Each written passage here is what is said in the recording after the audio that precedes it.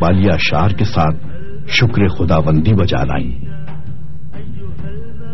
حضرت انس رضی اللہ تعالی عنہ فرماتے ہیں، میں نے ہرگز نہیں دیکھا کوئی دن خوب تر اور روشن تر اس دن سے جس میں تشریف لائے نبی کریم صلی اللہ علیہ وآلہ وسلم ہمارے ہاں۔ جس دن آپ تشریف لائے مدینہ منورہ میں تو آپ کے جمال جہاں آرا سے ہر ایک چیز روشن ہو گئی۔ ہر قبیلے کی دلی تمنا تھی کہ آقائے نامدار اسے شرف میزبانی بخشیں۔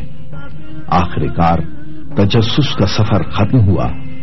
ناقہ رسول مسجد کے موجود دروازے کی جگہ، کچھ روایتوں میں ہے کہ منبر مسجد کی جگہ بیٹھ گیا اور گردن زمین پر رکھ دی۔ ناقہ پھر اٹھا اور دوبارہ آ کے اسی جگہ بیٹھ گیا۔ آپ نے ارشاد فرمایا، یہاں سے نزدیک ترین گھر کس کا ہے؟ ابو ایوب انصاری نے کہا، میرا۔ چنانچہ حضرت ابو ایوب انصاری آپ کا ساز و سامان اٹھا کر گھر لے گئے۔ مدینہ منورہ میں حضرت ایوب انصاری رضی اللہ تعالی عنہ کے گھر میں، جہاں آپ صلی اللہ علیہ وآلہ وسلم نے پہلا قیام فرمایا، اس سے عقیدت رسول اللہ صلی اللہ علیہ وسلم کی ایک ایمان افروز داستان پرتاثیر وابستہ ہے۔ کہتے ہیں یمن کا حکمراں شاہ طبع اسد بن کرب قبل از اسلام ممالک شرقیہ کو فتح کرنے نکلا تو اس کا گزر مدینہ طیبہ سے ہوا۔ اس نے اپنے بیٹے کو یہاں خلیفہ مقرر کیا اور خود مہم جوئی کے لیے روانہ ہو گیا۔ اس کے جانے کے بعد اہل مدینہ نے اس کے بیٹے کو قتل کر دیا۔ اسے خبر ہوئی تو انتقام لینے کے لیے مدینے واپس آیا اور قتل عام شروع کر دیا۔ یہودی علماء جو اس کے ساتھ تھے انہوں نے اسے سمجھایا کہ وہ اس شہر کو تباہ کرنے کا ارادہ ترک کرتے، کیونکہ یہ شہر حفاظت الہی میں ہے۔ انہوں نے کہا، ہم نے اس شہر کے اوصاف حمیدہ تورات میں پڑھے ہیں اور یہ نبی آخر الزماں کا دار الہجرت ہے۔ شاہ طبع کے دل پر گہرا اثر ہوا، ایمان لایا اور نبی اکرم کے ظہور سے 7 صدیاں قبل آپ کی رسالت کی گواہی دی۔ میں گواہی دیتا ہوں، بے شک احمد اللہ کے رسول برحق ہیں۔ اگر میری عمر نے وفا کی اور ان کی آمد تک زندہ رہا تو میں ضرور ان کا معین و مددگار بنوں گا۔ آپ کے لیے اپنی محبت و عقیدت کا اظہار ایک عالیشان 2 منزلہ گھر کی صورت میں کیا۔ اس نے ایک خط علماء مدینہ کے سپرد کیا اور وصیت کی کہ یہ گھر اس نے آخر الزماں نبی کی میزبانی کے لیے تعمیر کروایا ہے۔ وہ جب بھی دار الہجرت آئیں تو اسی گھر میں ٹھہریں گے۔ اس نے کہا، اگر میں زندہ نہ رہا تو یہ خط آخری نبی کی بارگاہ میں میری طرف سے پیش کر دیا جائے۔ علماء یہود میں سے ایک کو اس گھر کا متولی بنا کر چابی اس کے سپرد کر دی گئی۔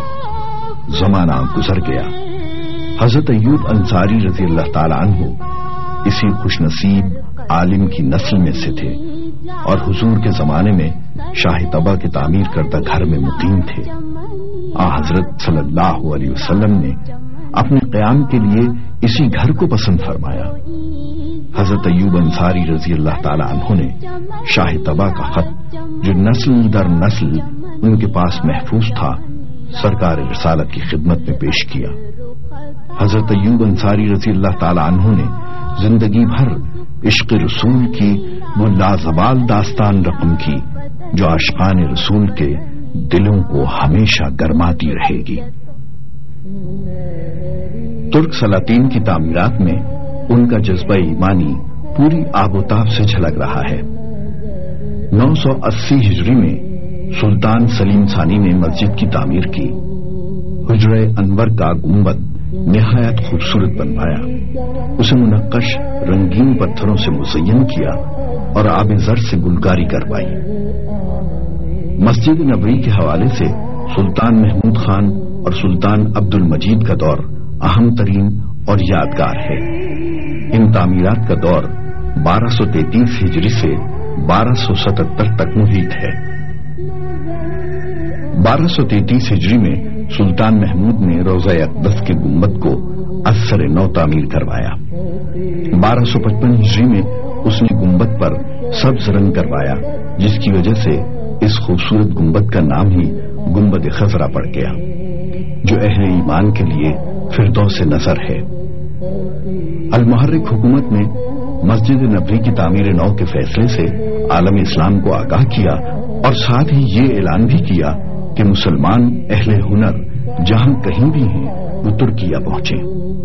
اہل ہنر کی سہولت کے لیے سلطنت عثمانیہ کے سفارت خانوں کو خصوصی احکامات جاری کر دیے۔